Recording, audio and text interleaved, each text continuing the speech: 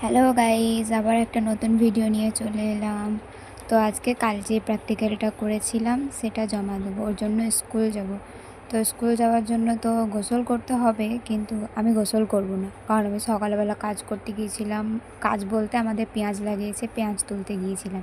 পেঁয়াজ তুলে চলে এসেছি, কিন্তু এবার দেখছি 10টা বেজে গেছে আর আমাকে 10:30টার মধ্যে বেরোতে হবে, খেয়ে যেতে হবে, নইলে মা মারবে। তাই ভাবলাম যে গোসল আর করবো না, এমনি রেডি হয়নি। তো স্কুল ড্রেস পরে চলে এলাম। এটা আমার ফুল ড্রেস নয়, আমার ওড়না আছে।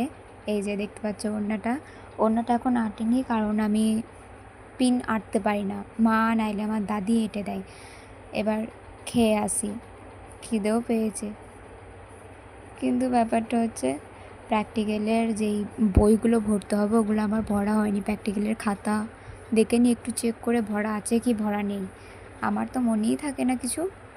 এই যে দেখতে বসলাম প্র্যাকটিক্যালের খাতাটা ভরা আছে নাকি, দেখলাম ভরা আছে মোটামুটি সব কটাই।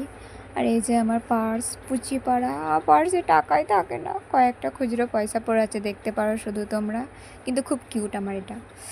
আর দেখলাম খাতাটা আছে নাকি প্র্যাকটিক্যালের।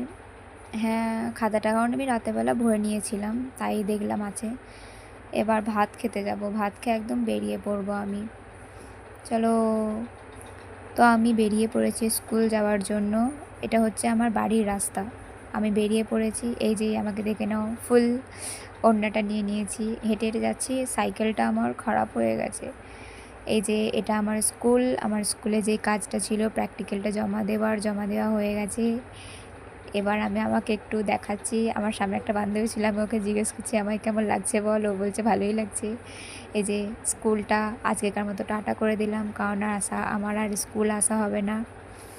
প্রচুর গরম করেছিল ভাই, মাথা খারাপ হয়ে গেল।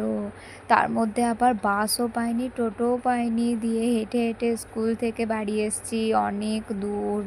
আমার মাথাটাই খারাপ হয়ে গেছে, হেঁটে হেঁটে আসতে গিয়ে পায়ে যা ব্যথা লেগেছিল, মাথা খারাপ।